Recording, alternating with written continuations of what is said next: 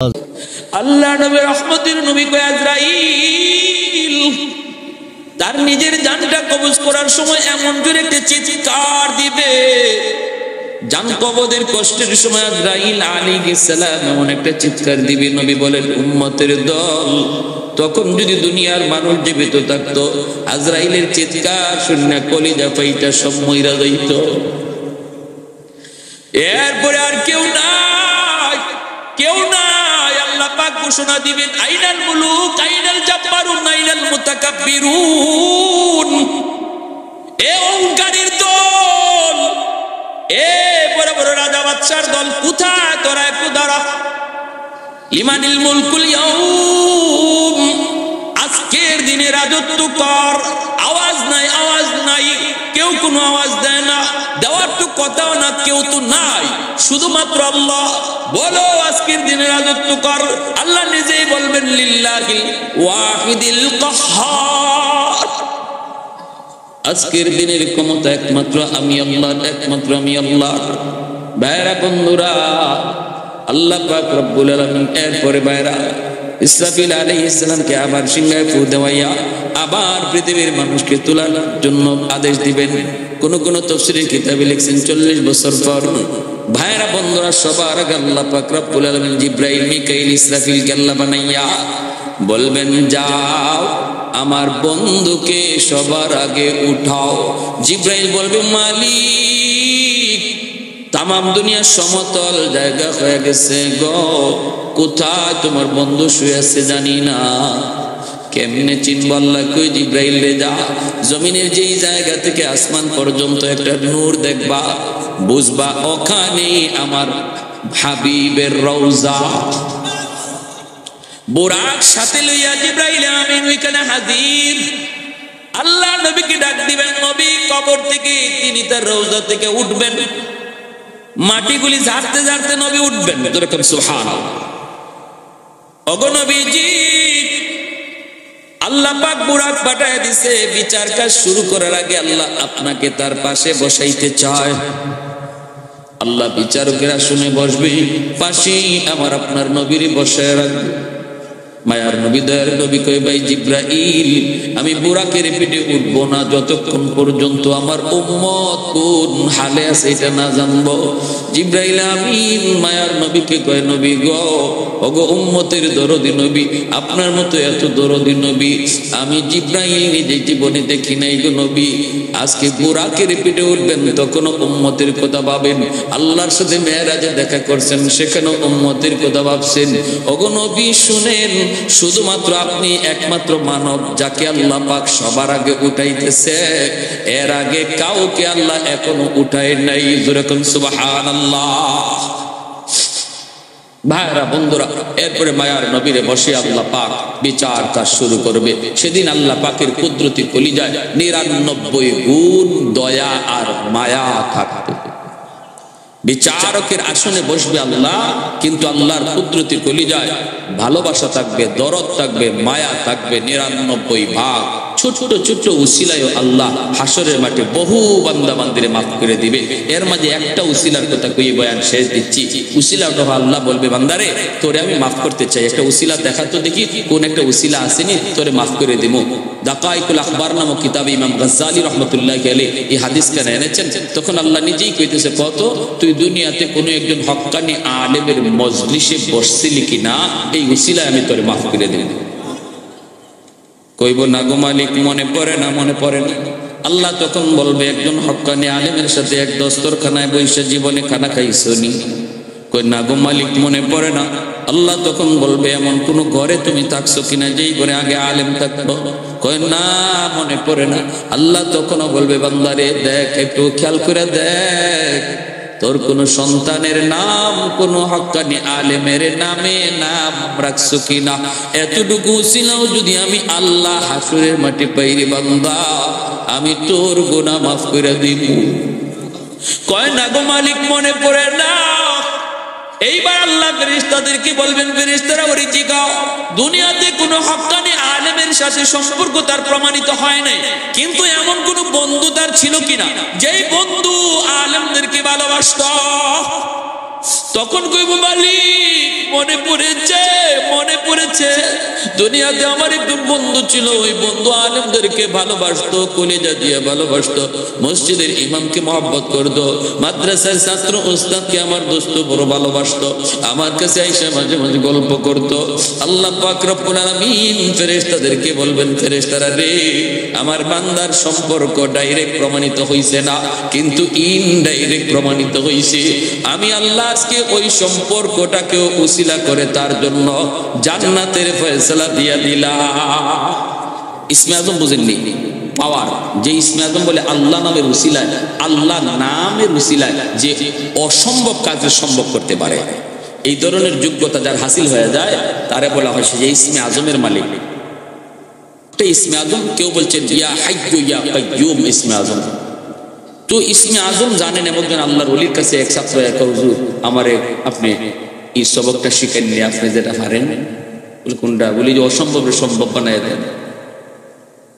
তো ক্ষতিতে যাও তুমি ওই 3 রাস্তার মুখে একটু দাঁড়াইতে, একটু আজকে সারাদিন কিতা দেখবা, সব দেখাই আমারে জানাইও, এরপরে তোমারে আমি এই সবকটা দিব, তোমার এটা শিখাই দিই। এইখানে দাঁড়াইছে, দাঁড়ায় দেখে এক লোক বুড়া লোক, এরকম ভাবে একটা বোঝা লই আইতেছে। এই অবস্থা দেখা যায় আর একটা জোয়ান মানুষ, জোয়ান মানুষের ফের কেউই তার বোঝাটারে ফালাইয়া তার সাথে অনেক খারাপ আচরণ করছে। বুড়া মানুষটা বারবার ফলে হাত জোর করে কয়, বাবারে তুমি আমার সাথে কেন এরকম করতেছো? তখন এই দৃশ্যগুলা দেখছে, দেখে এখন হুজুর আমি তো দেখছি, কিন্তু একটা জুলুম হইছে। কিরকম? এরকম ভাবে একটা মানুষের সাথে জুলুম করছে। যদি আমি এই সময় ইসমে আজম জানতাম যে একটা জুলুম করছে, এর কই না যে ভালাইলাম না। এমনি আল্লাহর ওলি হয় তোমার তো দেখকে অত জোশ উঠে গেছি, তুমি এর মাইরে ফেলাইতা, কিন্তু যে বুড়া মানুষটার সাথে এই খারাপ আচরণটা করছে আর ইনি হাত দূর করে মাফ চাইতেছে, ওই বুড়া মানুষটা হইল আমার ইসমে আজমের উস্তাদ। বুঝুননি আপনারা বলতে? তোমার তো এখান থেকে রাগ উঠে গেছে, গুসা উঠে গেছে, এজন্য তোমার মতো মানুষ ইসমে আজম দেওয়ান যাইতো না। দিলে যে কারে কোন ভাই তুমি গাঙ্গ ফালাইবাই হিসাব নাই, কিন্তু যেই মানুষটা কষ্ট পাইছে ইনি ইসমে আজমের উস্তাদ আমার, উনি যদি খালি একটু আল্লাহর কাছে চাইতো আর একটু ইশারা দিত তো এর দুলিশ্বাস হয়ে যেত, কিন্তু এরপরে ইনি এই অস্ত্রটা ব্যবহার করে না, হজম করছে। যার ইসমে আজম হজম করার ক্ষমতা আছে আল্লাহ তারই এটা দেয়। বুঝে আসছে? এজন্য কাতিয়ার সাহেব রাহিমাহুল্লাহকে এর আমার খাদিম, এই 3 জন মানুষ সারা জীবন হুজুর যতদিন জীবিত ছিলেন হুজুরের খাদেম হয়েছিল, কিন্তু এরা কারা কেউ জানতো না। হুজুর ইন্তেকালের পরে এই ঘটনা এরাই প্রকাশ করছে। প্যারে হাজিরিন, এজন্য বলতেছিলাম যা মরার, নিজেরই মরার চিন্তা আছে, আরেকজনকে মারবো কেমনে। বাঘ ভাল্লুক গুলা মানুষকে এইভাবে বের দিয়ে বসা থাকবে কিয়ামতের দিন সমতল মাঠের মধ্যে। যেই বাঘে মানুষ দেখলে কলিজা খায়, রক্ত খায়, এই বাঘ এই সময় বেবুতাল্লাহ বয়ে রয়েছে আর আল্লাহর কাছে আল্লাহ বাঁচাও বাঁচাও বাঁচাও। মানুষও মাঝখানে আর সমস্ত হাইওয়ানাত গুলা চতুর্দিকে, কেউ কারো উপরে হামলা করার কোনো চিন্তা নাই, একটাই কথা শুধু। এই অবস্থায় আমার ভাইরা বন্ধুরা মানুষরা দেখবে হায় হায় জমিন তো জমিনের নিচের যে অংশ এই অংশগুলো উপরে উঠায় দিতেছে। ওয়া আখরাজাতিল আরদু আসকালাহা, জমিনের ভিতরে আল্লাহ পাক বলেন যা আছে ওইগুলা একে একে উপরে উঠতে থাকবে। খনিজ সম্পদগুলি উপরে উঠতে থাকবে, স্বর্ণের খনি স্বর্ণ উপরে উঠবে, রূপার খনি রূপা উপরে উঠতে থাকবে। এইভাবে জমিনের নিচের সম্পদগুলি উপরে উঠতে থাকবে। মানুষগুলি জিজ্ঞেস করবে রে জমিন তোর কি হলো, কেন তুমি এমন করো, কেন তুমি এমন করো? জমিনের জবান আল্লাহ খুলে দিবে, জোরে বলে সুবহানাল্লাহ, আরেকটু জোরে বলে সুবহানাল্লাহ। ওয়া ক্বালাল আরদু ইযা যুলজিলাতিল আরদু জিলজালাহা ওয়া আখরাজাতিল আরদু আসকালাহা ওয়া ক্বালাল ইনসানু মা লাহা ইয়াওমা ইযিন তুহাদ্দিসু আখবারাহা বিআন্না রাব্বাকা আওহা লাহা। ও ভাইরা বন্ধুরা, ওই অবস্থায় জমিনের জবান আল্লাহ খুলে দিবে, আর জমিন বলবে রে জালিমের দল, আর আর আমার সাথে তোরা কথা বলো, তোদের কি ভয় করে না? তোদের কি ভয় করে না? ভয় করে না? তোদের জন্যই তো আমি জমিনের এই হালত, তোদের জন্যই তো জমিনের এই হালত। ভাইরা বন্ধুরা, জমিন তো প্রতিদিন আল্লাহর কাছে আবদার করে, মালিক অনুমতি দাও, আমি জমিন কম্পন শুরু করি, ভূমিকম্প দেই, সবগুলার গেলে ফেলি। আলা কুল্লা ইয়াউমিন ওয়াল আরদু ইস্তাজিলু রাব্বাহু, জমিন প্রতিদিন আল্লাহর কাছে আবদার করতেছে জমিন ফেটে যাওয়ার জন্য। কেন? আবতালিউ ইবনা আদম ফি কারিরি আন্নাহুম ইয়ারযুকু বিরিজকিকা ওয়া ইয়াসিকা ওয়া ইয়াতাকাল্লামু বিলিসানিকা ওয়া ইয়াসিকা ওয়া ইয়ারজুলু বিরিজলাইকা ওয়া ইয়াসিকা ওয়া ইয়াবতুশু বিয়াদাইকা ওয়া ইয়াসিকা। আল্লাহ তোমার দেওয়া জবান দিয়া তোমার নাফরমানি করে, তোমার দেওয়া হাত দিয়া তোমার নাফরমানি করে, তোমার দেওয়া চোখ দিয়া তোমার নাফরমানি করে, আল্লাহ তোমার দেওয়া পা দিয়া তোমার নাফরমানি করে। আসবিরু ইলা মাতা আসবিরু, মালিক আমি জমিন আর কতকাল সহ্য করব, আর কতকাল আমি জমিনে গুনাহ দেখব, জমিনের ভিতরে যে অন্যায় হইতেছে, যে জুলুম হইতেছে, মালিক আর কতকাল আমি দেখব, কতকাল সইব। আল্লাহ একটু অনুমতি দাও, আমি সবগুলি জালিমকে গিলে ফেলি, আমি আমার পেটে নিয়ে নেই। তুরস্কের বড় বড় 7 তলা 8 তলা বিল্ডিং যেমন ভাবে জমিন গিলে ফেলেছে, এইভাবে প্রতিনিয়ত জমিনে আবদার করে, আল্লাহ অনুমতি দাও, জালিমগুলির আমি গিলে ফেলি। আসবিরু ইলা মাতা আসবিরু, ধৈর্য ধরব, কতকাল আমি ধৈর্য ধরব, আর তো সহ্য হয় না। আল্লাহ পাক থামায় রাখছে, আল্লাহ পাক থামায় রাখছে, আর কয় জমিন তুই রাগ করবি না, তুই কোনো কথা বলবি না, আমার আর আমার বান্দার মাঝখানে তোমরা কেউ কথা বলবা না, কথা বলবা না। আমি আল্লাহ আমার বান্দাদেরকে বড় আদর করে বানাইছি, এই মানুষ জাতির আমি আল্লাহ নিজের হাত দিয়া বানাইছি।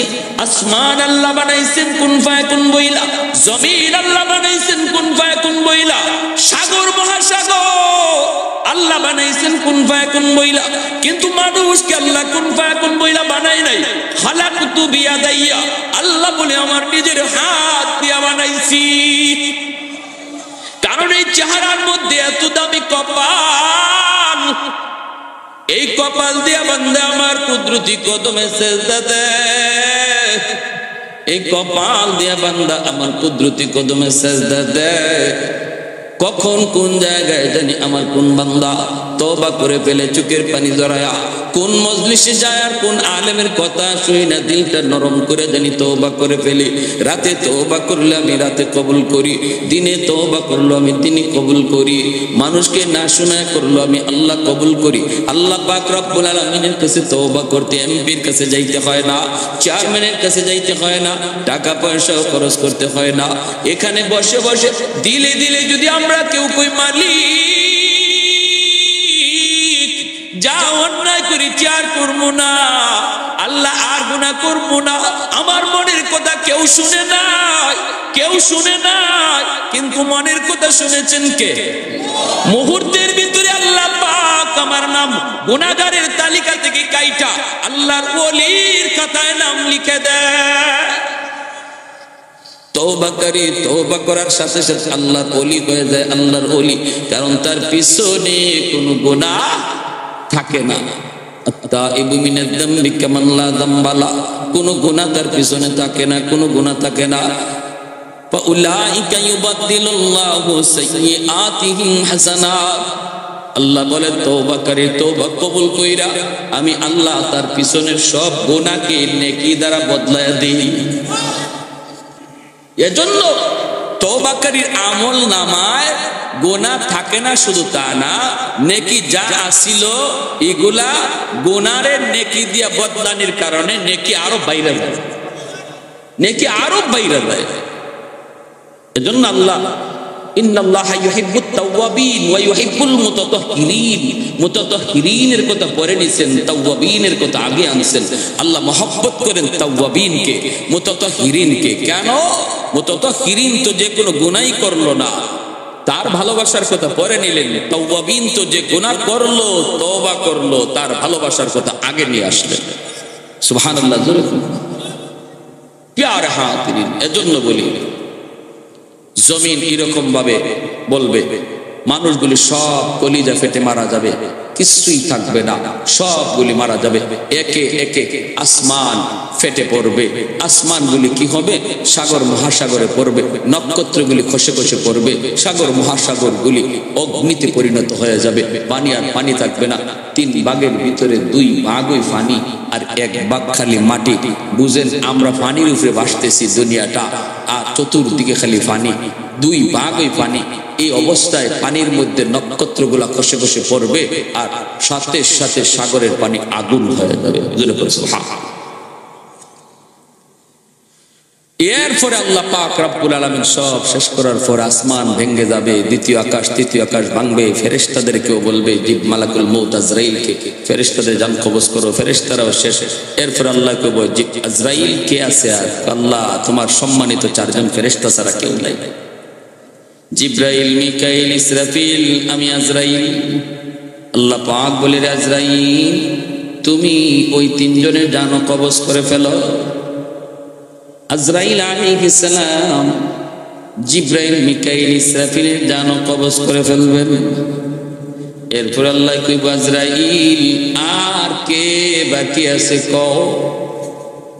মালাকুল মউত আজরাইল তখন কই, মালিক নিচে তোমার গোলাম আজরাইল, উপরে তুমি মালিক, আর কেউ নাই। আল্লাহ বলবে, আজরাইল নিজের জানটাও নিজে নিয়ে নাও। উলামায়ে কেরামের কদর, মাদ্রাসার কদর তোমরা যদিও না বুঝো, আসমান জমিনে আর যত প্রাণী আছে ওরা কিন্তু তাদের কদর বুঝে, তাদের মূল্য বুঝে।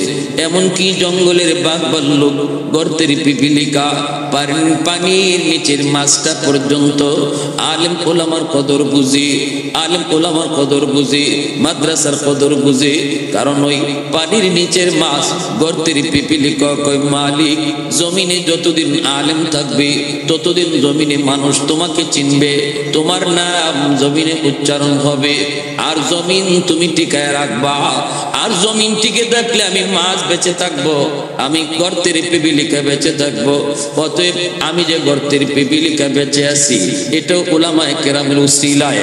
আমি যে পানির নিচের মাছ এখনো স্বাধীনভাবে ঘুরি, আলেম উলামার উসিলায়, মাদ্রাসার উসিলায়। ও মালিক, জগতে জমিনে উলামায়ে কেরামের হায়াত তুমি বাড়া দাও। জোরে বলি সুবহানাল্লাহ। গর্তের পিপিলিকা, পানির নিচের মাছ পর্যন্ত উলামায়ে কেরামের হায়াতের জন্য দোয়া করে। আর আমরা যত পারি খালি ফেসে ফেলাইছি। মাছে দোয়া করে আলেমদের জন্য, পিপিলিকা দোয়া করে আলেমদের জন্য, গাছের পাতারা পর্যন্ত দোয়া করে উলামায়ে কেরামের জন্য। আল্লাহ নবী বলেন, এই সূক্ষ্ম কথাটি যদি তোমরা নাও বুঝো, আসমান জমিনের আর যত প্রাণী আছে ওরা বুঝে, বিধায় ওরা উলামায়ে কেরামের জন্য দোয়া করে। ভাইরা বন্ধুরা, গর্তের পিপিলিকা শুধু নয়, গাছের পাতারা পর্যন্ত একজন আলেমের জন্য দোয়া করে, উলামায়ে কেরামের জন্য দোয়া করে। এজন্য ভাইরা মনে রাখবেন, যতদিন পর্যন্ত জমিনে উলামায়ে কেরাম থাকবে ততদিন পর্যন্ত আল্লাহ পাক আমাকে আপনাকে বাঁচায় রাখবে। তাহলে মাদ্রাসা টিকায় রাখা মাদ্রাসার ফায়দার জন্য নয়, নিজের ফায়দার জন্য। আমি মাদ্রাসা টিকায় রাখছি বিষয়টা এমন নয়, বরং মাদ্রাসার খাতিরে আল্লাহ আমাকে টিকায় রাখছে। আমি একটা ছাত্রকে খাওয়াই, আমি লজিনে রাইকা একজন হাফেজ সাহেবকে খাওয়াই, বিষয়টা এমন নয়। আল্লাহ নবীর হাদিসের ভাষায় ওই তালেবে ইলমের খাতিরে আল্লাহ আমাকে খাওয়ায়, আমাকে খাওয়ায়, তোমাকে খাওয়ায়, গোটা সমাজকে আল্লাহ বাঁচায়। ভাইরা বন্ধুরা, যদি উলামায়ে কেরাম না থাকতো রে ভাই, উলামায়ে কেরামের কদর যদি এখনো বাংলাদেশি এই পরিমাণে না হইতো, যেইভাবে আপনারা দিল থেকে মহব্বত করেন, যদিও একটা শ্রেণী উলামায়ে কেরামকে ভালো পামের বিদ্বেষ অন্তরে রাখে, কিন্তু এই দেশের সাধারণ মানুষ তারা উলামায়ে কেরামকে অন্তর দিয়ে ভালোবাসি, অন্তর দিয়া ভালোবাসি, অন্তর দিয়া ভালোবাসি। বিদায় আল্লাহ বাংলার জমিনকে বড় বড় ভূমিকম্প থেকে আল্লাহ হেফাজত করে। ভাইরা বন্ধুরা, এ যুবক, বাংলাদেশের উপরে কিন্তু বড় বড় সিগন্যাল চলছে, সিগন্যাল। বাংলাদেশ অত্যন্ত বিপজ্জনক অবস্থানে আছে। 7.9 মাত্রার ভূমিকম্পে তুরস্ক ধ্বংসস্তূপ। বাংলাদেশেও কয়েক বছর আগে ফজরের আগের 7 মাত্রার ভূমিকম্প হয়েছিল, মাত্র কয়েকটা সেকেন্ড, স্থায়িত্ব বেশি ছিল না। কিন্তু এই অল্প সময়ের ভূমিকম্প বিভিন্ন দেশ, এই মাত্রার ভূমিকম্পের দ্বারা বিভিন্ন দেশ ধ্বংসস্তূপে পরিণত হয়েছে। ইতিহাস সাক্ষী তাইওয়ান, তাইওয়ানের ধ্বংসস্তূপ ছিল অল্প সময়ের ভূমিমাত্রার ভূমিকম্পের কারণে। কিন্তু বাংলার জমিনকে আল্লাহ বাঁচায় রাখছে, হেফাজত করেছে। ওই ভূমিকম্পে এতটা ক্ষতি বাংলাদেশে হয় নাই। কারণ হলো ওই সময়টা ছিল তাহাজ্জুদের টাক। আমি আপনি ঘুমাচ্ছিলাম, কিন্তু বাংলার টেকনাফ থেকে তেতুলিয়া পর্যন্ত লক্ষ লক্ষ মাদ্রাসার লক্ষ লক্ষ কোরআনের পাখিরা কোরআন তেলাওয়াতে মগ্ন ছিল। আরেকটু জোরে বলি সুবহানাল্লাহ। আহাদুল লাইসা কামিসলি সামাদুল লাইসা কাফাদলি লিমানিল মুলকু তুগুইতু সাজাওয়ার খুদাই লিমানিল মুলকু তুগুইতু সাজাওয়ার খুদাই তু খুদাওয়ান্দে ইয়ামিনি তু খুদাওয়ান্দে ইয়াসারি তু খুদাওয়ান্দে জমিনি তু খুদাওয়ান্দে সামাই তু রাহিমি তু করিমি তু সামিঈ তু বসিরি তু মুইদ্দি তু মুযিল্লি তু মালিকিল আরশি বাজাই বরি আজ খুরদন ও খুফতন বরি আজ তহমতে মরদন বরি আজ বিমু উমিদি বরি আজ রঞ্জ বালাই। আল্লাহু আকবার। ভাইরা বন্ধুরা, জন্য বলতেছিলাম কিয়ামত হবে না যতক্ষণ পর্যন্ত জমিনে আল্লাহ বলার লোক থাকবে, ঠিক কিনা? আল্লাহ নবী রহমতের নবী বলেন, ভাই জিবরাইল, আমার ইন্তেকালের পর তুমি কি জমিনে আর আসবা? জিবরাইল আমিন কই, নবী গো আসবো, কিয়ামতের আগে আমি জমিনে আসবো। আল্লাহর কালাম যতদিন জমিনে থাকবে ততদিন কিয়ামত তো হবে না, কোরআনের আওয়াজ যতদিন চলবে কিয়ামত তো হবে না। এজন্য আমি কিয়ামতের আগে আসবো, আইসা কোরআনের কালো কালো হরফগুলি উঠায় নিব। বাংলার মুসলমান কোরআন শরীফ খুলবে, কইলা দেখবে হরফ নাই। ভারতের মুসলমান কোরআন খুলবে, কইলা দেখবে হরফ নাই, কালো কালো লেখা নাই। আরবি খবর লাগাবে, সেখানেও বলবে কোরআন আছে কিন্তু কোরআনের লেখা নাই, কোরআনের হরফ নাই। কেন? কারণ ওই জমানায় মানুষগুলি কোরআনের কদর ছেড়ে দিবে, কোরআনকে তারা ভুলে যাবে, ঘরে কোরআন তেলাওয়াত হবে না, মাদ্রাসাগুলো একে একে বন্ধ হয়ে যাবে, মানুষ ওয়াজ মাহফিল ছেড়ে দিবে, গান বাজনার আয়োজন চলবে, নর্তকী আনবে। এই ভাইয়েরা, যখনই আল্লাহর কালামের কদর জমিনের মানুষ করবে না, তখনই আল্লাহ পাক বলবে, জিবরাইল যাও আমার কোরআন থেকে আমি মাওলার কালাম, আমার কথাগুলি উঠায় আনো। আল্লাহ পাকের ইশারায় কোরআনের হরফগুলি সব আল্লাহ পাক কুদরতি ভাবে উঠায় নিবে, তখনই দুনিয়ার হায়াত শেষ।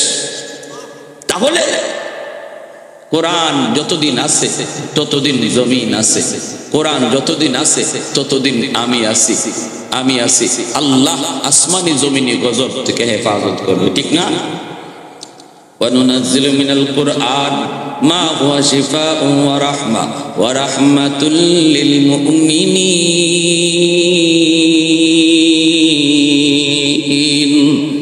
আল্লাহ পাক রব্বুল আলামিন কয়, কোরআন হলো জগতের জন্য রহমত, রহমত যেখানে থাকে সেখানে গজব আসে না, যেখানে গজব থাকে সেখানে রহমত আসে না। গজব আর রহমত একত্রিত হয় না। কোরআন যেখানে থাকে সেখানে রহমত আসে, গজব থাকে না।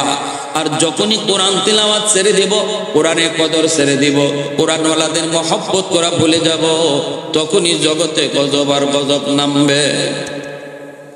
আমার ভাই, এরপরে আল্লাহ পাক রব্বুল আলামিন একে একে অল্প কয়েকজন মানুষ দুনিয়াতে থাকবে মুমিন, অল্প কয়েকজন। হাদিস শরীফ আল্লাহ নবী বলেন, তখন আল্লাহ পাক চিন্তা করবেন এই অল্প কজন মানুষ যারা আমি আল্লাহকে আল্লাহ আল্লাহ করে ডাকতেছে, বিশাল একটা অংশ দুনিয়া আমি আল্লাহকে বলে গেছে, এই মানুষগুলোর জন্য এত বড় আয়োজন রাখার দরকার নাই। ইয়ামেন থেকে একটা বাতাস, ফারসালা রিহাম মিনাল ইয়ামান, ইয়ামেন থেকে একটা বাতাস বের হবে, আর ওই বাতাস যে কয়েকজন মুমিন ছিল এদের গায়ে লাগা মাত্রই এরা সব মরে যাবে। এখন আর দুনিয়াতে মুমিন বলতে কেউ নাই, সব কাফির কুফার, সব কি কাফির। আল্লাহ পাক রব্বুল আলামিন কাফিরদের জন্য জমিন বানাইছে না, আল্লাহ জমিন বানাইছে ইমানদারের জন্য। কয় তাইলে কাফিররে খাওয়ায় কেন? কয় কাফিররে বরযাত্রী বানায় খাওয়ায়, ইমানদারের উসিলায় খাওয়ায়। বিয়া বাড়ির যেমন বরযাত্রী বরের উসিলায় খায়, এই দুনিয়া নামক বিয়া বাড়িতেও বেঈমান কাফির কুফফার ইমানদারের উসিলায় খায়। এজন্য ইমানদার যতদিন একজনও দুনিয়ায় থাকবে ততদিনও আল্লাহ একজনের উসিলায় কাফির কুফফাররে খাওয়াবে। যেদিন একজন ইমানদারও থাকবে না, এদিন আল্লাহ কোন কাফিররে আর খাওয়াবে না। বর যদি বিয়া বাড়িতে না আয়, দামান যদি না আয়, আপনারা বরযাত্রীরা খাওয়াইবেন না। এক দল এক ফালাইয়া হাজির খাইতো। কনের পক্ষের লোকেরা কয় তোমরা কেডা? কয় আমরা বরযাত্রী। কয় দামান কো? কয় দামান আইছে না, দামানে কয় বিয়া করতো না। কমলগঞ্জের কয়জন এইরকম হৃদয়বান মানুষ আছে, এরারে পেট ভরাইয়া খাওয়াই দিবে। কইব জারুটা কই আগে লয়, খাউরার খাউরা। আল্লাহ রাব্বুল আলামিন যখন একজনও ইমানদার দেখবেন জমিনে নাই, তখন আল্লাহ কইব আও এবার খাইয়া যাও। আল্লাহ খাওয়াইবে। বেদিন বেঈমানগুলি ইমানদারের উসিলায় খাইতেছে, কিন্তু ফালাইতেছে বেশি, ঠিক না? বিয়া বাড়ি তো দেখবেন বরের উসিলায়, দামানদের উসিলায় বরযাত্রী খায়, কিন্তু ফালায় বেশি বরযাত্রী। দামান তো রুমাল মুখি দিয়া বসা, এক টুকরা দিলেও আছে না দিলেও আছে, খাওয়াইলেও আছে না খাওয়াইলেও আছে, লড়েও না মাতেও না মুতেও না। আর উতাল ফাতাল তুফান যা আছে সব বরযাত্রীরা কঠায়। লবণ খেল লাগি কম হইল, তেল খেল লাগি বেশি হইল, জাল খেল লাগি বেশি হইল, দুই একটা বর্তন ইবা হিবা উড়াইয়া ভাঙ্গে দামান দেনা বরযাত্রীরা। হ্যাঁ, আপনাদের এলাকায় আছে। এরপরে দেখবেন আমার এক দোস্ত, আমার কইতাম একটা ইচ্ছা কইতাম, মনে পড়ছে কইব। আমার দোস্ত আমার বিয়াত গেছে, দিয়ে কই দোস্ত খাইতে বসলাম, তোমার বিয়াত গেলাম, আমারে খানা দিব, ভালো কথা, চামচ দিয়ে বুঝ দে। আমি কই চামচ দিয়ে বুঝ দিত না তো কেমনে দিত? কই তুমি যে খিতা মাতো। আমি কইলাম তুই এরপরে খেতেছে? কইলাম এরপরে দিলাম একটা ঠাডে একটা দমক। চিনো আমারে? আমারে চিনো? আপনি কেডা? ওই যে রুমাল মুখি দিয়ে বয়ে রয়েছে, এই তোমার কিতা? ওই নেই নখন ওই শুন না, তাই না আমার দুলাভাই ওইবা। তোমার দুলাভাই ক্লোজ ফ্রেন্ড, আমি ক্লোজ, এক বিছনা ঘুমাই, তুমি আমার চামচ দিয়ে বুঝ দিবার আইছো। কত কেমনে দিতাম? চামচ হরাও, বাটি ডাইলা দেও, অত বুঝো না নি। তা আমি বললাম দোস্ত এরপরে? কয় দিছে বাটি ডাইলা। আমি খাইছো নি? খাইছি। আমি আমার দোস্ত, কিন্তু তোমার ভাষায় আমার কষ্ট লাগছে, তোমারে কোনটা দেয় না।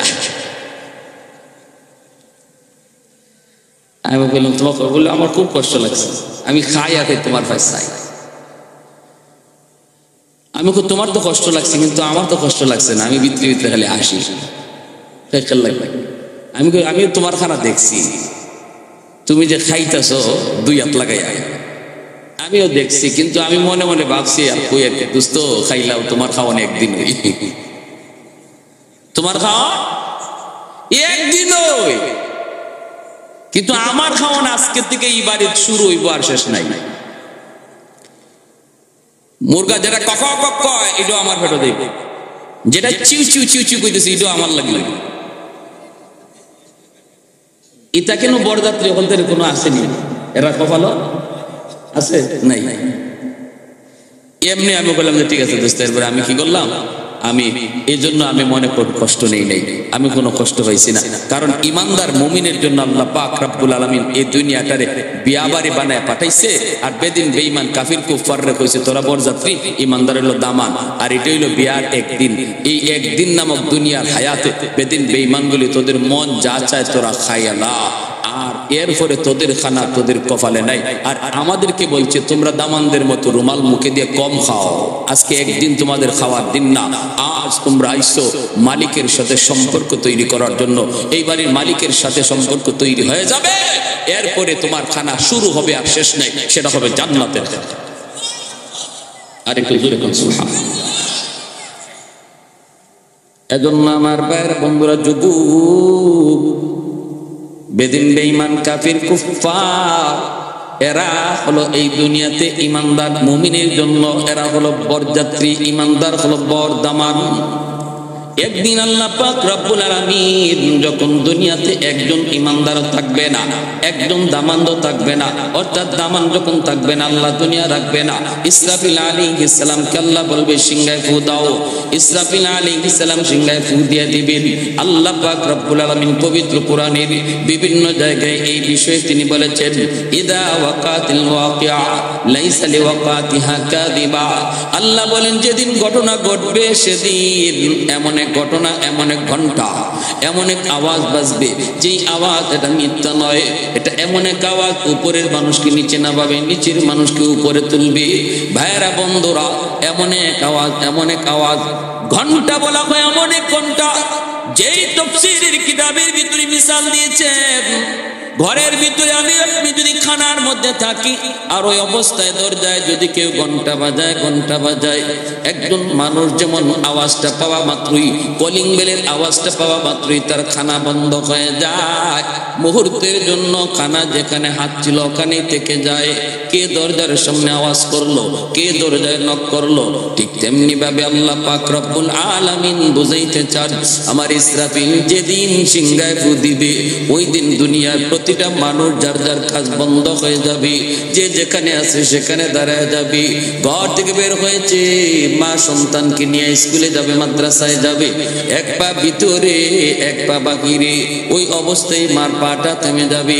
চিরুনি দিয়ে কেউ মাথা আশ্রাইতেছে, আল্লাহর গোলাম চিরুনিটা এখনো চলে শেষ প্রান্তে যায় নাই, মাত্র শুরু কইরা মাঝামাঝি গেছে, ওখানেই তার চিরুনিটা আটকে যাবে। আয়নার সামনে দাঁড়ার চেহারা দেখতেছে, আর চেহারা ওখানেই তার আটকে থাকবে। এমন একটা আওয়াজ, এমন একটা আওয়াজ, ভাইরা বন্ধুরা, আমাদের পরিধি বাড়তে থাকবে, জমিনে কম্পন শুরু হবে, ভূমিকম্প শুরু হবে। এমন এক ভূমিকম্প 7.9 মাত্রার ভূমিকম্পে যদি তুরস্ক ধ্বংসস্তূপে পরিণত হয়ে যায়, ইসরাফিল আলাইহিস সালামের সিংহার ফুতে ওই দিন 7 মাত্রার ভূমিকম্প না, 100 মাত্রার ভূমিকম্প হবে। 100 মাত্রার ভূমিকম্প যদি জমিনে আল্লাহ ঘটায় দেয় রে গোলাপ, তাহলে বলো জমিনের কি হালত হবে। মাত্র 7 মাত্রার ভূমিকম্প আর 8 মাত্রার ভূমিকম্পে যদি এই হালত হয়, 100 মাত্রার ভূমিকম্প যেদিন কিয়ামতের দিন ঘটবে ওই দিন দুনিয়ার হালতটা কি হবে, জোরে কোন সুবহানাল্লাহ। ইয়া আইয়ুহান নাসু তাকু রাব্বাকুম ইন্না জালজালাতাস সাআতি শাইউন আযীম। ওই ভূমিকম্পটারে, ওই জাগনিটাকে আল্লাহ পাক আযীম বলেছেন। আল্লাহ পাক সব জিনিসে আজিম বলে না। আল্লাহ যেখানে আজিম বলেন, বড় বড় যেখানে বলেন, সেটা কত বড়, আল্লাহ কত বড়। তিনি যদি কোনো জিনিসকে বড় কয়, এটা কত বড়, সুবহানাল্লাহ। কোটি কোটি টাকার মালিক কি তার কাছে লক্ষ টাকা 1 টাকা 2 টাকার মতো? কোটি কোটি টাকার মালিক 1 লক্ষ 2 লক্ষ টাকার 1 লক্ষ কয় না কয় 1 টাকা 2 টাকা। ভাইরা বন্ধুরা, জন্য আল্লাহ পাক রব্বুল আলামিন তিনি শাইউন আযীম বলেছেন। এটা এমন এক ধমকি, এটা এমন এক আওয়াজ, এমন এক ঝাঁকুনি, যেই ঝাঁকুনিতে কি ঘটবে, ঝাঁকুনিতে ঘটবে কি, ঝাঁকুনিতে ঘটবে কি। ভাইরা বন্ধুরা, বাচ্চা দুধের, যেই মার পেটের ভিতরে বাচ্চা আছে, এই মা পেটের বাচ্চা প্রসব হয়ে যাবে, মা টেরও পাবে না। শুধু মা না, যত প্রাণী আছে পেটে তার বাচ্চা ছিল, এই বাচ্চা প্রসব হয়ে যাবে, টের পাবে না, টের পাবে না। আল্লাহ পাক রব্বুল আলামিন পরিষ্কার পবিত্র কোরআনের সূরা হজের শুরুতে আল্লাহ বলে দিয়েছেন, এরপরে দুধের বাচ্চাগুলির কথা দুধের মা বলে যায়। অথচ দুধের মা কোনোদিন দুধের সন্তান ভুলে না। বিপদে পড়লো মা সব ভুলতে পারে, দুধের বাচ্চার কথা মা ভুলে না। স্বামীর সাথে রাগ করে যদি কখনো ঘর থেকে বের হয়ে যায়, কাপড় চোপড় নিতে যদি মার মনে নাও থাকে, কিন্তু দুধের বাচ্চার কথা মা ভুলে না। দৌড় দিল, বাচ্চাটারে কুলে নিয়ে দৌড় দেয়, ঠিক কিনা? কোথাও গেলে আর কিছু নেয় না, দুধের বাচ্চার কথা মা ভুলে না, ভুলে না। দুধের বাচ্চার কথা মা ভুলে না। আল্লাহ পাক বলেন, ওই দিন, কিয়ামতের দিন, দুধের বাচ্চার কথা মা ভুলে যাবে। ঘুমায় থাকবে, ঘুমন্ত অবস্থায় দেখবেন দুধের বাচ্চার কথা মা ভুলে না। সর্বদা বাচ্চাটার পেটের মধ্যে একটা হাত দিয়ে মা ঘুমায়, ঘুমায়, মা ঘুমায় তো ঘুমায়, ঘুমন্ত অবস্থায় মার একটা হাত দুধের বাচ্চার উপরে থাকে, দুধের বাচ্চার উপরে থাকে। রান্না করে মা যদি রান্না করতে যায়, ঘরের মধ্যে যদি দুধের বাচ্চা থাকে, রান্না করে মা রান্না করে, কান থাকে বাচ্চার কাছে। ওয়া শব্দটা কইতে দেরি, মা দৌড় দিয়ে আসতে দেরি হয় না, ঠিক কিনা? আল্লাহ পাক বলেন, ইয়াউমা তারাউনাহা তাযহালু কুল্লু মুরদিআতিন আম্মা আরদাত ওয়া তাদাউ কুল্লু যাতি হামলিন হামলাহা ওয়া তারান নাসা সুকারা ওয়া মা হুম বিসুকারা ওয়ালাকিন্না আযাবাল্লাহি শাদীদ। মানুষগুলি পাগলের মতো দেখবে, দৌড়াইতে থাকবে, ছুটাছুটি করতে থাকবে। মানুষ পাগলের মতো দৌড়াবে। আল্লাহ কয় না বন্ধু, ওরা কেউ পাগল নয়, ওরা কেউ পাগল নয়। কিয়ামতের দিন কেউ কাউকে চিনবে না, কেউ কাউকে চিনবে না। দুধের বাচ্চার কথা যদি মা বলে যায়, সেখানে স্বামীর কথা কেমনি ইয়াদ রাখবি, স্বামী স্ত্রীর কথাই বা কেমনি ইয়াদ করবি। ঘর থেকে দৌড়াইতে দৌড়াইতে সবাই ময়দানের দিকে ছুটবে, ময়দানের দিকে ছুটবে, ময়দানের মধ্যে হাজির হয়ে যাবে। ওই অবস্থায় ভাইরা, জঙ্গলের জীব জানোয়ারগুলি যেগুলি আছে, জঙ্গলের জীব জানোয়ারগুলি এরাও জঙ্গল ছেড়ে মানুষের কাছে আশ্রয় নেওয়ার জন্য হাজির হবে। জঙ্গলের বাঘ ভাল্লুক এতটা ভীত হয়ে যাবে। সিংহার ফু আর ভূমিকম্পের এই ধরন দেখা জঙ্গলের বাঘ ভাল্লুক গুলা পর্যন্ত মানুষের কাছে আশ্রয় নিবে। ওরাও জানে আল্লাহর সৃষ্টির শ্রেষ্ঠ জীব হলো মানুষ, মানুষের খাতির আল্লাহ জগৎ টিকায় রাখছে, মানুষ আল্লাহর কাছে বড় দামি, এজন্য ওরা মানুষের কাছে আশ্রয় নিতে আসবে। মানুষ ময়দানের মাঝখানে, চতুর্দিকে হাইওয়ানাত, কেউ কারো উপরে হামলা করার চিন্তা করবে না। নিজের জান নিয়ে যখন কেউ ব্যস্ত থাকে, আরেকজনকে মানার চিন্তা করে না। নিজের জান বাঁচানোর ফিকির যখন হয়, আরেকজনকে মারার চিন্তা করে না। কাতিয়ার সাহেব রাহিমাহুল্লাহ, আল্লাহর বহুত বড় ওলি, ডাকাতের দল ওনাকে নৌকায় উঠাইছে, আল্লাহর ওলিকে নিয়ে যাবে, হত্যা করে ফেলবে। কারণ আল্লাহর ওলির কারণে ওরা কোনো এক্সিবিশন করতে পারে না, যাত্রা বানাইতে পারে না। আল্লাহ আল্লাহর ওলি যেখানে এক্সিবিশনের খবর পান, যাত্রার খবর পান, দৌড়ায় সেখানে চলে যান, যাত্রা মুহূর্তের ভিতরে শেষ করে দেন। এর জন্য গায়কের দল, ওই সমস্ত নষ্টদের দল, ওরা ষড়যন্ত্র করে আল্লাহর ওলিকে হত্যা করার জন্য এসেছিল। ভাইরা বন্ধুরা, আল্লাহর ওলি আজ তো দুনিয়ায় নাই। আল্লাহর ওলির কবরকে আল্লাহ পাক জান্নাতের উঁচু মাকাম বানায় দিন। সবাই বলি আমিন। ডাকাতের দল নৌকা নিয়ে সেই বর্ষার মৌসুমে এসে বলতেছে, হযরত চলেন, তাড়াতাড়ি চলেন, আমাদের এলাকায় বহুত বড় একটা ঘটনা ঘটে গেছে, দুনো পক্ষ রেডি, মারামারি হলে কি পরিমাণ খুন হয়, কি পরিমাণ মানুষ মারা যায় কোনো হিসাব নাই। আপনি যদি না যান তাহলে এই মার ভাঙানো যাবে না। আল্লাহর ওলি এই কথা শোনা মাত্রই তিনি নৌকায় উঠে গেলেন। ওনারা নৌকায় তুইলা নৌকা ছেড়ে দিল, হাওরের মাঝখান দিয়ে যায়। আল্লাহর ওলি বলতেছে, বাবা এত দূর কেন? এই গ্রাম তো এত দূরে যাওয়ার কথা না। বাইরা বন্ধুরা যাইতেছেন, হঠাৎ করে ডাকাতের দলে কয়, মৌলবী আমরা তো তোমাকে আনছি হত্যা করার জন্য, তোমার কারণে আমরা কোনো কিছু করতে পারি না, রেডি হয়ে যাও। আল্লাহর ওলি বলেন, আমাকে তাহলে 2 রাকাত নামাজ পড়ার সুযোগ তোমরা দিবানি?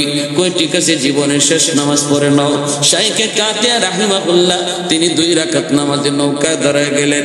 আল্লাহর পক্ষ থেকে সাহায্য নেমে আসলো। এমন ঝড়, এমন তুফান শুরু হয়ে গেল। এখন তো নৌকা বাঁচানো দায়। নৌকা যদি এই হাওরের মাঝখানে ডুবে কেউ বাঁচবে না। আল্লাহর ওলিকে ওরা মারতে আনছে ডাকাতের দল। তারা চিন্তা করে, এখন মৌলবীরে মারবো পরে, আগে তো নিজের জান বাঁচাইতে হবে, ঠিক না? নিজের জান বাঁচাইবার ফিকির থাকলে আর একজনকে মারার চিন্তা মাথায় থাকে না। আগে নৌকা সামলাও, আগে নৌকা সামলাও, ডুবে যাওয়া থেকে বাঁচাও, তারপরে মৌলবী দেখবো। নৌকা সামলানোর কাজে ব্যস্ত। আর আল্লাহর সাহায্য এমন নামলো, অল্প সময়ের ভিতরে হাওরের মাঝখান থেকে নৌকা কেমন করে জানি সুনামগঞ্জ পুলিশের থানার ঘাটে দেয়া লাগলো। এত রাত টর্চ মাইরা পুলিশ আসলো। আইসা দেখে গাতিয়ার সাহেব রাহিমাহুল্লাহ তিনি। ডাকাতের দল বুঝতে পারছি, হাই এটা কি ঘটলো? আমরা আসলাম কোথায়, এখন আইলাম কোথায়? এত কম সময়ে কেমনে আসলাম? বাঁচাইছে কে? আর একটু জোরের মালিকের নাম। বাঁচানোর মালিককে। আল্লাহ যারে বাঁচায় কেউ তারে মারতে পারে না, আর আল্লাহ যারে ধরে কেউ তারে সারাইতে পারে না। বেহুশ হইও না, হুশ রাখো। ধরা আসেনি না নাই? ইন্না বাতশা রাব্বিকা লাশাদীদ। আল্লাহ ধরা বড় কঠিন ধরা। আল্লাহ যখন ধরে ছাড়ে না, ধরার আগে সুযোগ দেয়। বুদ্ধিমান সুযোগটারে কাজে লাগায়, আর নির্বুদের দল সুযোগটা বুঝে না, ধরা খায়। উলামায়ে কেরাম এ জাতির কখনো দুশমন নয়। উলামায়ে কেরাম সর্বদা জাতির বন্ধু। জাতির বিপদের সময় তারা পাশে থাকে। সরকারের বন্ধু, বিরোধী দলের বন্ধু, গোটা দেশের জনগণের বন্ধু উলামায়ে কেরাম। উলামায়ে কেরাম যদি কখনো কাউকে কিছু বলে, তাহলে মনে রাখবা সেটা তাদের ব্যক্তি স্বার্থের জন্য নয়, গোটা দেশের স্বার্থে বলে, গোটা উম্মার স্বার্থে বলে। অতএব আলেমদেরকে দুশমন মনে করবা না। আলেমরা জগতের জন্য রহমত। এটা আমার আল্লাহর কথা, এটা আমার নবীর কথা। উলামায়ে কেরাম দেশের জন্য রহমত। প্যারা হাত হুজুর, আপনি ডাকাতের দল হুজুরের পাও ধরে পড়ে, হুজুর চিনি নাই, হুজুর বুঝি নাই, মাপ চাই, জীবনে আর এমন অপরাধ করব না, হুজুর আমাদেরকে বাঁচান। আল্লাহর ওলিরে যেই পুলিশটা পেয়েছে, হুজুর এরা কেটা? তখন খাতিয়ার সাহেব কইতেছে, এরা আমার খাদিম। দেখছেন? আর আমরা হইলে কইতাম, জিজ্ঞাস নিবে এটা দৌড় তাড়াতাড়ি, দৌড়। এই জন্যই আল্লাহর ওলিরা এক লোকে ইসমে আজম জানে, এক লোকে আর কি ইসমে আজম বুঝেননি, পাওয়ার। যে ইসমে আজম বলে আল্লাহ নামের উসিলায়, আল্লাহ নামের উসিলায় যে অসম্ভব কাজে সম্ভব করতে পারে, এই ধরনের যোগ্যতা যার হাসিল হয়ে যায়, তারে বলা হয় সে ইসমে আজমের মালিক। ইসমে আজম কেউ বলছেন ইয়া হাইয়্যু ইয়া কাইয়্যুম ইসমে আজম। তো ইসমে আজম জানেন। এমন আল্লাহর ওলির কাছে এক ছাত্র, এক হুজুর আমারে আপনি এই সবকটা শিখেননি, আপনি যেটা পারেন বলে কোনটা? বলি যে অসম্ভবের সম্ভব বানায় দেন। তো ক্ষতিতে যাও তুমি ওই 3 রাস্তার মুখে একটু দাঁড়াইতে একটু আজকে সারাদিন কিতা দেখবা, সব দেখাই আমারে জানাইও, এরপরে তোমারে আমি এই সবকটা দিব, তোমার এটা শিখিয়ে দিব। এইখানে দাঁড়াইছে, দাঁড়ায় দেখে এক লোক গোড়া লোক, হ্যাঁ, এরকম ভাবে একটা বুঝালই আইতেছে। এই অবস্থায় দেখা যায় আরেকটা জোয়ান মানুষ, হ্যাঁ, জোয়ান মানুষের ফের কেউই তার বোঝাটারে ফালাইয়া তার সাথে অনেক খারাপ আচরণ করছে। বুড়া মানুষটা বারবার ফলে হাত জোর করে কয়, বাবারে বাবারে তুমি আমার সাথে কেন এরকম করতেছো? তখন এই দৃশ্যগুলো দেখছে, দেখে এখন হুজুর আমি তো দেখছি, কিন্তু একটা জুলুম হইছে। কিরকম? ওই রকম ভাবে একটা মানুষের সাথে জুলুম করছে। যদি আমি এই সময় ইসমে আজম জানতাম যে একটা জুলুম করছে, এর কই না যে ফালাইলাম না। এমনি আল্লাহর ওলি হয়, তোমার তো দেখতে অত জোশ উঠে গেছি, তুমি এর মাইরে ফেলাইতা। কিন্তু যে বুড়া মানুষটার সাথে এই খারাপ আচরণটা করছে আর ইনি হাত দূর করে মাফ চাইতেছে, ওই বুড়া মানুষটা হইলো আমার ইসমে আজমের উস্তাদ। বুঝুননি আপনারা বলতে? তোমার তো এখান থেকে রাগ উঠে গেছে, গুসা উঠে গেছে, এজন্য তোমার মতো মানুষ ইসমে আজম দেওয়ান যাইত না। দিলে যে কারে কোন ভাই তুমি গাঙ্গ ফালাইবাই এটা হিসাব নাই। কিন্তু যে মানুষটা কষ্ট পাইছে ইনি ইসমে আজমের উস্তাদ আমার, উনি যদি খালি একটু আল্লাহর কাছে চাইতো আর একটু ইশারা দিত তো এর দুলিশ্বাস হয়ে যেত। কিন্তু এরপরে ইনি এই অস্ত্রটা ব্যবহার করে না, হজম করছে। যার ইসমে আজম হজম করার ক্ষমতা আছে আল্লাহ তারই এটা দেয়। বুঝে আসছে? এজন্য কাতিয়ার সাহেব রাহিমাহুল্লাহকে এর আমার খাদিম, এই 3 জন মানুষ সারা জীবন হুজুর যতদিন জীবিত ছিলেন হুজুরের খাদেম হয়েছিল, কিন্তু এরা কারা কেউ জানতো না। হুজুর ইন্তেকালের পরে এই ঘটনা এরাই প্রকাশ করছে। প্যারে হাজিরিন, এজন্য বলতেছিলাম যা মরার, নিজেরই মরার চিন্তা আছে, আরেকজনকে মারবো কেমনে? বাঘ ভাল্লুক গুলা মানুষকে এইভাবে বের দিয়ে বসা থাকবে কিয়ামতের দিন সমতল মাঠের মধ্যে। যেই বাঘে মানুষ দেখলে কলিজা খায়, রক্ত খায়, এই বাঘ এই সময় বেবুতাল্লাহ বয়ে রয়েছে আর আল্লাহর কাছে কিছু, আল্লাহ বাঁচাও বাঁচাও বাঁচাও। মানুষও মাঝখানে আর সমস্ত হাইওয়ানাত গুলা চতুর্দিকে, কেউ কারো উপরে হামলা করার কোনো চিন্তা নাই, একটাই কথা শুধু। এই অবস্থায় আমার ভাইরা বন্ধুরা মানুষরা দেখবে হায় হায় জমিন তো জমিনের নিচের যে অংশ এই অংশগুলো উপরে উঠায় দিতেছে। ওয়া আখরাজাতিল আরদু আসকালাহা, জমিনের ভিতরে আল্লাহ পাক বলেন যা আছে ওইগুলা একে একে উপরে উঠতে থাকবে। খনিজ সম্পদগুলি উপরে উঠতে থাকবে, স্বর্ণের খনি স্বর্ণ উপরে উঠবে, রূপার খনি রূপা উপরে উঠতে থাকবে। এইভাবে জমিনের নিচের সম্পদগুলি উপরে উঠতে থাকবে। মানুষগুলি জিজ্ঞেস করবে রে জমিন তোর কি হলো, কেন তুমি এমন করো, কেন তুমি এমন করো? জমিনের জবান আল্লাহ খুলে দিবে, জোরে বলি সুবহানাল্লাহ, আরেকটু জোরে বলি সুবহানাল্লাহ। ওয়া ক্বালাল আরদু ইযা যুলজিলাতিল আরদু জিলজালাহা ওয়া আখরাজাতিল আরদু আসকালাহা ওয়া ক্বালাল ইনসানু মা লাহা ইয়াওমা ইযিন তুহাদ্দিসু আখবারাহা বিআন্না রাব্বাকা আওহা লাহা। ও ভাইরা বন্ধুরা, ওই অবস্থায় জমিনের জবান আল্লাহ খুলে দিবে আর জমিন বলবে রে জালেমের দল, আর আর আমার সাথে তোরা কথা বলো, তোদের কি ভয় করে না? তোদের কি ভয় করে না? ভয় করে না? তোদের জন্যই তো আমি জমিনের এই হালত, তোদের জন্যই তো জমিনের এই হালত। ভাইরা বন্ধুরা, জমিন তো প্রতিদিন আল্লাহর কাছে আবদার করে, মালিক অনুমতি দাও আমি জমিন কম্পন শুরু করি, ভূমিকম্প দেই, সবগুলার গেলে ফেলি। আলা কুল্লা ইয়াউমিন ওয়াল আরদু ইস্তাজিলু রাব্বাহু, জমিন প্রতিদিন আল্লাহর কাছে আবদার করতেছে জমিন ফেটে যাওয়ার জন্য। কেন? আবতালিউ ইবনা আদম ফি কারিরি আন্নাহুম ইয়ারযুকু বিরিজকিকা ওয়া ইয়াসিকা ওয়া ইয়াতাকাল্লামু বিলিসানিকা ওয়া ইয়াসিকা ওয়া ইয়ারজুলু বিরিজলাইকা ওয়া ইয়াসিকা ওয়া ইয়াবতুশু বিয়াদাইকা ওয়া ইয়াসিকা। আল্লাহ তোমার দেওয়া জবান দিয়া তোমার নাফরমানি করে, তোমার দেওয়া হাত দিয়া তোমার নাফরমানি করে, তোমার দেওয়া চোখ দিয়া তোমার নাফরমানি করে, আল্লাহ তোমার দেওয়া পা দিয়া তোমার নাফরমানি করে। আসবিরু ইলা মাতা আসবিরু, মালিক আমি জমিন আর কতকাল সহ্য করব, আর কতকাল আমি জমিনে গুনাহ দেখব, জমিনের ভিতরে যে অন্যায় হইতেছে, যে জুলুম হইতেছে, মালিক আর কতকাল আমি দেখব, কতকাল সইব। আল্লাহ একটু অনুমতি দাও, আমি সবগুলি জালিমকে গিলে ফেলি, আমি আমার পেটে নিয়ে নিই। তুরস্কের বড় বড় 7 তলা 8 তলা বিল্ডিং যেমন ভাবে জমিন গিলে ফেলেছে, এইভাবে প্রতিনিয়ত জমিনে আবতার করে আল্লাহ অনুমতি দাও, জালিমগুলির আমি গিলে ফেলি। আসবিরু ইলা মাতা আসবিরু, ধৈর্য ধরব, কতকাল আমি ধৈর্য ধরব, আর তো সহ্য হয় না। আল্লাহ পাক থামায় রাখছে, আল্লাহ পাক থামায় রাখছে, আর কয় জমিন তুই রাগ করবি না, তুই কোনো কথা বলবি না, আমার আর আমার বান্দার মাঝখানে তোমরা কেউ কথা বলবা না, কথা বলবা না।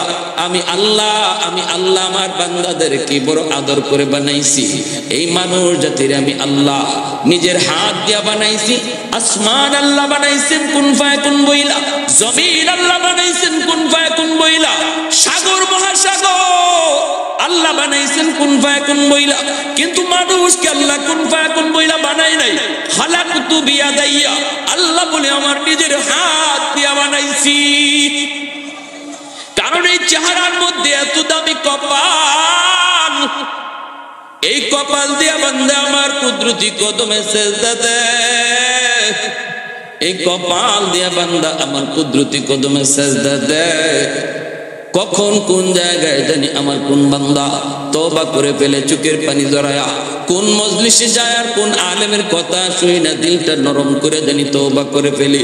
রাতে তওবা করলে আমি রাতে কবুল করি, দিনে তওবা করলো আমি দিনে কবুল করি, মানুষকে না শোনায় করলো আমি আল্লাহ কবুল করি। আল্লাহ পাক রব্বুল আলামিনের কাছে তওবা করতে এমপির কাছে যাইতে হয় না, চেয়ারম্যানের কাছে যাইতে হয় না, টাকা পয়সাও খরচ করতে হয় না। এখানে বসে বসে দিলে দিলে যদি আমরা কেউ কই মালিক যা অন্যায় করেছি আর করবো না, আল্লাহ আর গুনাহ করবো না, আমার মনের কথা কেউ শুনে নাই, কেউ শুনে নাই, কিন্তু মনের কথা শুনেছেন কে? মুহূর্তের ভিতরে আল্লাহ পাক আমার নাম গুনাহগারের তালিকা থেকে কাইটা আল্লাহর ওলির খাতায় নাম লিখে দেয়। তওবা করি, তওবা করার সাথে সাথে আল্লাহর ওলি হয়ে যায়, আল্লাহর ওলি, কারণ তার পিছনে কোনো গুনাহ থাকে না। তাইবু মিনাদ যামবি কামান লা যামবা লা, কোনো গুনাহ তার পিছনে থাকে না, কোনো গুনাহ থাকে না। ফাউলাইকা ইউবাদদিলুল্লাহু সাইয়্যাতিহিম হাসানাত, আল্লাহ বলে তওবা করে তওবা কবুল কইরা আমি আল্লাহ তার পিছনের সব গুনাহকে নেকি দ্বারা বদলায়া দেই। এজন্য তওবাকারীর আমল নামায় গুনাহ থাকে না, শুধু তা না, নেকি যা আসিল এগুলা গুনাহের নেকি দিয়া বদলানির কারণে নেকি আরো বাইরে যায়, নেকি আরো বাইরে যায়। এজন্য আল্লাহ ইন্নাল্লাহা ইউহিব্বুত তাওয়াবিন ওয়া ইউহিব্বুল মুতাতাহহিরিন, মুতাতাহহিরিনের কথা পরে নিছেন, তাওয়াবিনের কথা আগে আনছেন। আল্লাহ মহব্বত করেন তাওয়াবিনকে, মুতাতাহহিরিনকে। কেন? মুতাতাহহিরিন তো যে কোনো গুনাহই করলো না, তার ভালোবাসার কথা পরে নিলেন। তাওয়াবিন তো যে গুনাহ করলো, তওবা করলো, তার ভালোবাসার কথা আগে নিয়ে আসলেন। সুবহানাল্লাহ। প্যারে হাজিরিন, এজন্য বলি জমিন এরকম ভাবে বলবে, মানুষগুলি সব কলিজা ফেটে মারা যাবে, কিছুই থাকবে না, সবগুলি মারা যাবে। একে একে আসমান ফেটে পড়বে, আসমানগুলি কি হবে? সাগর মহাসাগরে পড়বে, নক্ষত্রগুলি খসে খসে পড়বে, সাগর মহাসাগরগুলি অগ্নিতে পরিণত হয়ে যাবে, পানি আর পানি থাকবে না। 3 ভাগের ভিতরে 2 ভাগই পানি আর 1 ভাগ খালি মাটি। বুঝেন, আমরা পানির উপরে ভাসতেছি দুনিয়াটা, আর চতুর্দিকে খালি পানি, 2 ভাগই পানি। এই অবস্থায় পানির মধ্যে নক্ষত্রগুলা খসে খসে পড়বে, আর সাথে সাথে সাগরের পানি আগুন হয়ে যাবে। এরপরে আল্লাহ পাক রব্বুল আলামিন সব শেষ করার পর আসমান ভেঙে যাবে, দ্বিতীয় আকাশ তৃতীয় আকাশ ভাঙবে, ফেরেশতাদেরকেও বলবে মালাকুল মউত আজরাইলকে ফেরেশতাদের জান কবজ করো, ফেরেশতারাও শেষ। এরপর আল্লাহকে বলবে আজরাইল কে আছে? আর আল্লাহ তোমার সম্মানিত চারজন ফেরেশতা ছাড়া কেউ নাই, জিব্রাইল মিকাইল ইসরাফিল, আমি আজরাইল। আল্লাহ পাক বলে আজরাইল তুমি ওই তিনজনের জান কবজ করে ফেলো। আজরাইল আলাইহিস সালাম জিব্রাইল মিকাইল ইসরাফিলের জান কবজ করে ফেলবেন। এরপর আল্লাহ কইব আজরাইল আর কে বাকি আছে কও। মালাকুল মউত আজরাইল তখন কই মালিক নিচে তোমার গোলাম আজরাইল, উপরে তুমি মালিক, আর কেউ নাই। আল্লাহ বলবে আজরাইল নিজের জানটাও নিজে নিয়ে নাও। আল্লাহ নবী রহমতের নবী কয় আজরাইল তার নিজের জানটা কবজ করার সময় এমন করে একটা চিৎকার দিবে, জান কবজের কষ্টের সময় আজরাইল আলাইহিস সালাম এমন একটা চিৎকার দিবে, নবী বলেন উম্মতের দল তখন যদি দুনিয়ার মানুষ জীবিত থাকতো আজরাইলের চিৎকার শুনে কলিজা ফাইটা সব মইরা যাইত। এরপরে আর কেউ নাই, কেউ নাই। আল্লাহ পাক ঘোষণা দিবেন আইনাল মুলুক আইনাল জাব্বারুন আইনাল মুতাকাব্বিরুন। এ অহংকারীর দল, এ বড় বড় রাজা বাদশার দল, কোথায় তোরা? একটু দাঁড়া। লিমানিল মুলকুল ইয়াউম, আজকের দিনে রাজত্ব কর। আওয়াজ নাই, আওয়াজ নাই, কেউ কোনো আওয়াজ দেয় না, দেওয়ার তো কথাও না, কেউ তো নাই, শুধুমাত্র আল্লাহ। বলো আজকের দিনে রাজত্ব কর। আল্লাহ নিজেই বলবেন লিল্লাহিল ওয়াহিদিল কাহ্হার, আজকের দিনের ক্ষমতা একমাত্র আমি আল্লাহ, একমাত্র আমি আল্লাহ। ভাইরা বন্ধুরা, আল্লাহ পাক রব্বুল আলামিন এরপরে ভাইরা ইসরাফিল আলাইহিস সালামকে আবার সিংহায় ফু দেওয়াইয়া আবার পৃথিবীর মানুষকে তোলার জন্য আদেশ দিবেন। কোন কোন তাফসীরের কিতাবে লিখছেন 40 বছর পর। ভাইরা বন্ধুরা, সবার আগে আল্লাহ পাক রব্বুল আলামিন জিব্রাইল মিকাইল ইসরাফিলকে আল্লাহ বানাইয়া বলবেন যাও আমার বন্ধুকে সবার আগে উঠাও। জিব্রাইল বলবে মালিক তামাম দুনিয়া সমতল জায়গা হয়ে গেছে গো, কোথায় তোমার বন্ধু শুয়ে আছে জানি না, কেমনে চিনব? আল্লাহ কই জিব্রাইল রে যা জমিনের যেই জায়গা থেকে আসমান পর্যন্ত একটা নূর দেখবা, বুঝবা ওখানে আমার হাবিবের রওজা। বুরাক সাথে লইয়া জিব্রাইল আমিন ওইখানে হাজির। আল্লাহ নবীকে ডাক দিবেন, নবী কবর থেকে তিনি তার রওজা থেকে উঠবেন, মাটিগুলি ঝাড়তে ঝাড়তে নবী উঠবেন। যেরকম সুবহানাল্লাহ। ওগো নবীজি, আল্লাহ পাক বুরাক পাঠায় দিছে, বিচার কাজ শুরু করার আগে আল্লাহ আপনাকে তার পাশে বসাইতে চায়। আল্লাহ বিচারকেরা শুনে বসবে, পাশেই আমার আপনার নবীর বসায় রাখবে। মায়ার নবী দয়ার নবী কই ভাই জিব্রাইল আমি বুরাকের পিঠে উঠবো না যতক্ষণ পর্যন্ত আমার উম্মত কোন হালে আছে এটা না জানবো। জিব্রাইল আমিন মায়ার নবীকে কয় নবী গো, ওগো উম্মতের দরদি নবী, আপনার মতো এত দরদি নবী আমি জিব্রাইল নিজে জীবনে দেখি নাই গো নবী। আজকে বুরাকের পিঠে উঠবেন তখন উম্মতের কথা ভাবেন, আল্লাহর সাথে মেরাজে দেখা করছেন সেখানেও উম্মতের কথা ভাবছেন। ওগো নবী শুনেন, শুধুমাত্র আপনি একমাত্র মানব যাকে আল্লাহ পাক সবার আগে উঠাইতেছে, এর আগে কাউকে আল্লাহ এখনো উঠায় নাই। যেরকম সুবহানাল্লাহ। ভাইরা বন্ধুরা, এরপরে মায়ার নবীরে বসে আল্লাহ পাক বিচার কাজ শুরু করবে। সেদিন আল্লাহ পাকের কুদরতি কলিজায় 99 গুণ দয়া আর মায়া থাকবে। বিচারকের আসনে বসবে আল্লাহ, কিন্তু আল্লাহর কুদরতি কলিজায় ভালোবাসা থাকবে, দরদ থাকবে, মায়া থাকবে 99 ভাগ।